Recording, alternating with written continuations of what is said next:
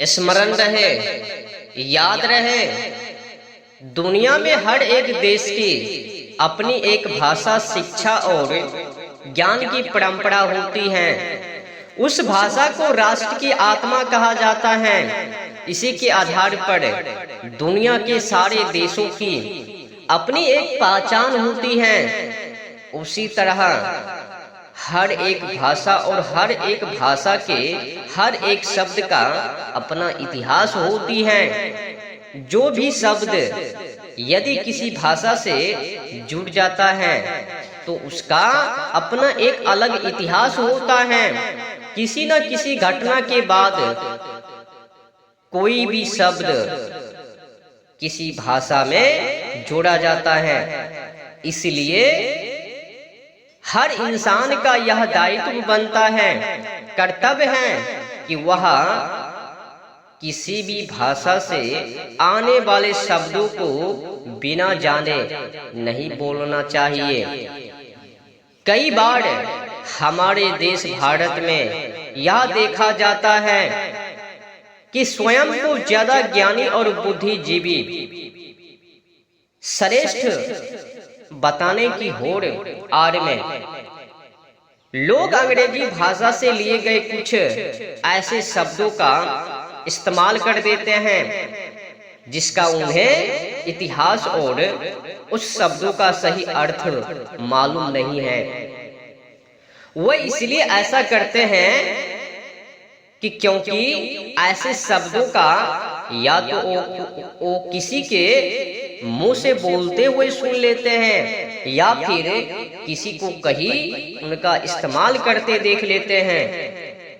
उसी में से एक शब्द अंग्रेजी शब्द है मैडम, मूल्यते मैडम, MADAME मैडम। तो भारत में मैडम शब्द का अर्थ जान लेना बहुत जरूरी है, क्योंकि अंग्रेजी भारतीय संस्कृति का महत्व को खत्म करने के लिए सोची समझी रणनीति के तहत आम जनमानस के बीच ऐसे शब्दों को प्रचलित कर दिया करते थे। इसका परिणाम यह हुआ कि अंग्रेजी के कुछ ऐसे शब्द जिनका अर्थ कुछ और ही होता है उन्हें प्रचलित कर दिया गया है। वही शब्द आज हिंदी में बिना उनके सही अर्थ जाने आम जनमानस के द्वारा हिंदी की तरह उपयोग किए जा रहे हैं। पता नहीं लोग इस गंदी शब्दों को इस्तेमाल कैसे करते हैं, कैसे बोलते हैं। किसी भी माँ बहनों को चलती फिरती राहों में मैडम कह देते हैं, बिना सोचे समझे विचारे पवित्र रिश्ते को भी खराब किए जा रहे हैं। यहाँ तक कि अपनी धर्म पत्नी को भी नहीं छोड़ते हैं। मैडम कहते हुए अपनी धर्म पत्नी को भी मैडम। हे बुद्धिजीवियों, मैडम कहने से पहले मैडम का अर्थ जान लो। उनके बाद अगर आपको हिम्मत होगा तो कहना, किसी अन्य मात बहनों को मैडम मत कहो। आपसे रिक्वेस्ट है, अपील है, निवेदन है। अंग्रेजी भाषा का एक शब्द है ना मैडम, MADAME मैडम, जो कि फ्रेंच जानते हो ना, फ्रेंच भाषा से उधार लिया गया है, भीख मांगकर लिया गया है, भीख मांगा है उन लोगों ने। देखो MADAME मैडम दो शब्दों को मिलाकर बना है। MA प्लस DAME से मिलकर बना है, जिसका अर्थ होता है MA बराबर मेरा मेरी, और DAME दाम का अर्थ होता है महिला, स्त्री और औरत। जिसका पूरा अर्थ होती है मेरी महिला या मेरी औरत या मेरी स्त्री। अब हमें यह समझने वाली बात है कि हर स्त्री मेरी पत्नी कैसे हो सकती है तो मेरी बहन के रूप में, है तो मेरी दीदी फुआ के रूप में, है तो चाचा चाची मौसी नानी दादी, तो मेरी माँ के रूप में, है तो मेरी बेटी के रूप में। क्योंकि भारत में सभी रिश्ते स्पष्ट हैं, फिक्स हैं। कोई रिश्ते में चाचा, कोई रिश्ते में चाची, तो कोई मौसी, कोई नानी, कोई फुआ, कोई दादी, कोई बहन, कोई बेटी, फिक्स है भारत में। और भारत में सभी रिश्तों की अपनी अलग व्याख्या और अर्थ हैं, जो कि फ्रेंच में मैडम शब्द का उपयोग वेश्यावृत्ति से जोड़कर किया जाता है, क्योंकि अंग्रेजी भाषा में दुनिया के ज्यादातर देशों से शब्दों को लेकर शामिल किया गया है। इसी तरह मैडम शब्दों को भी शामिल कर लिया गया है। फ्रेंच में मैडम शब्द का उपयोग कोठा चलाने वाली बाई के लिए किया जाता है, यानी वो महिला जो देह का व्यापार करने वालों की मालकिन हो, उसे मैडम कहा जाता है। किसी भी देश की भाषा एवं शिक्षा उस देश की आत्मा मानी जाती है। इसलिए जब अंग्रेजों ने भारत को गुलाम बनाया, तब भारत की संस्कृति, भाषा, ज्ञान आदि को बर्बाद करने के लिए भारत में इस तरह के शब्दों को चलन बढ़ाया, जिससे भारत की भाषा, आत्मा एवं संस्कृति को पूरी तरह से खत्म किया जा सके। और इसका श्रेय लॉर्ड गोड़ांग्रेज, ब्रिटिश का governor general Thomas TV Lord Macaulay को दिया जाता है।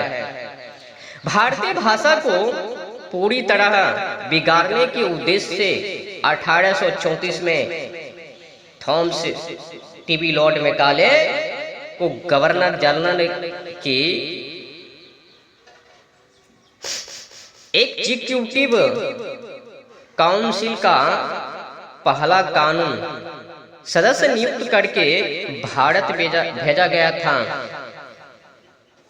थॉमस टीवी लॉर्ड मैकाले 1823 में बैरिस्टर बने, जो कि प्रसिद्ध अंग्रेजी कवि, निबंधकार, इतिहासकार और राजनीतिक भी थे, जिसको अंग्रेजों ने भारत की शिक्षा पद्धति को बिगाड़कर नई शिक्षा पद्धति बनाने की जिम्मेदारी सौंप दी।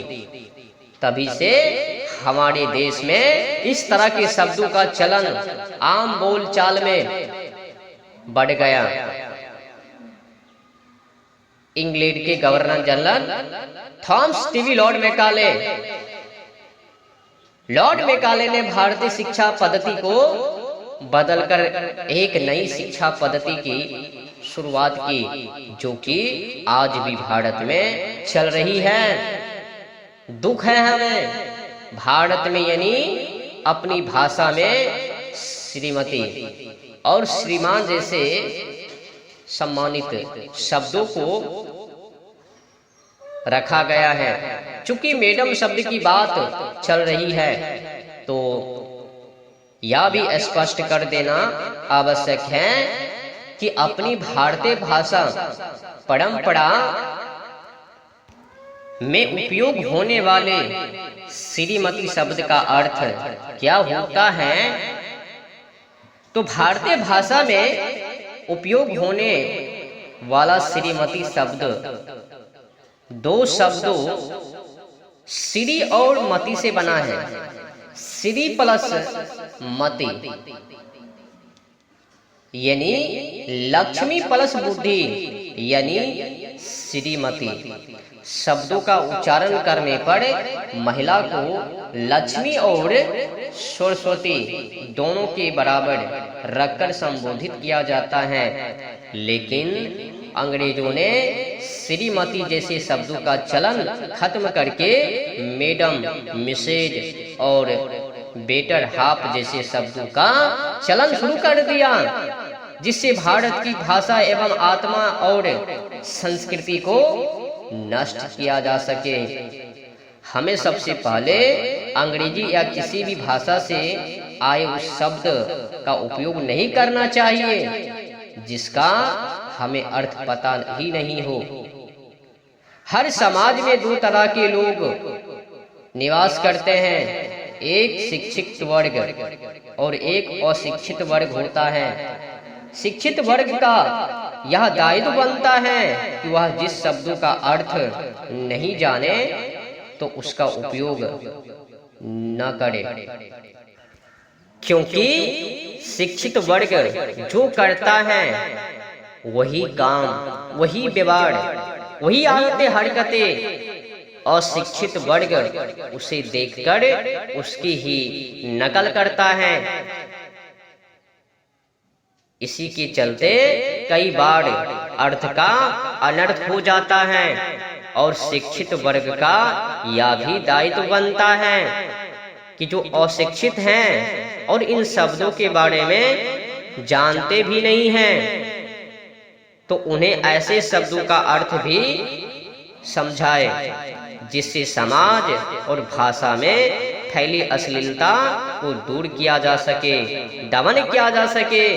बस मैं अंतिम में कहना चाहता हूँ कि सरफरोशी की तमन्ना अब हमारे दिल में है, देखना है जोड़ कितना बाजू एक कातिल में है।